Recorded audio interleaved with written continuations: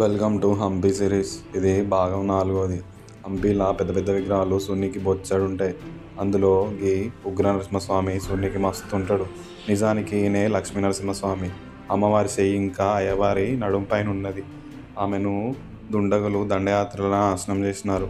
పక్కనే బడివిలింగం ఉంటుంది. సూర్నికి ఎంత పెద్ద ఉంటుందో. ఒక పేదరాలు కోసం ఈ విగ్రహాన్ని కట్టించినట్టు రాజుగారు అప్పట్లో. ఈయనను కడలేకల గణపతి అంటారు. ఈయన పొట్ట శనగల ఆకారంలో ఉంటుంది. అందుకే ఈయనను కడలేకల గణపతి అంటారు. కడలేకలు అంటే శనగలని అర్థం కన్నడలో. చూడుండి ఎంత బాగున్నాడో గణపయ్య. ఇంకొంచెం ముందుకు పోతే మనకు శశివేకుల గణపతి ఉంటాడు. శశివేకుల అంటే ఆవాల గణపతి అని అర్థం. నిజానికి ఈయన పొట్ట చుట్టూ నాగుపాము భలే చుట్టుకొని ఉంటుంది. వెనక భాగం చూడుల్లి అమ్మవారు ఎత్తుకున్నట్టు ఉంటుంది. నేను ఎంత ముద్దు ఉన్నాడో, ఎంత ముద్దు కూర్చున్నాడో బంగారు గణపయ్య. ఇది ఏకశిల నంది. హంపి విరూపాక్ష టెంపుల్కి ఎదురుంగా ఉంటుంది. పోయినప్పుడు ఇవన్నీ మీరు కూడా చూడులే.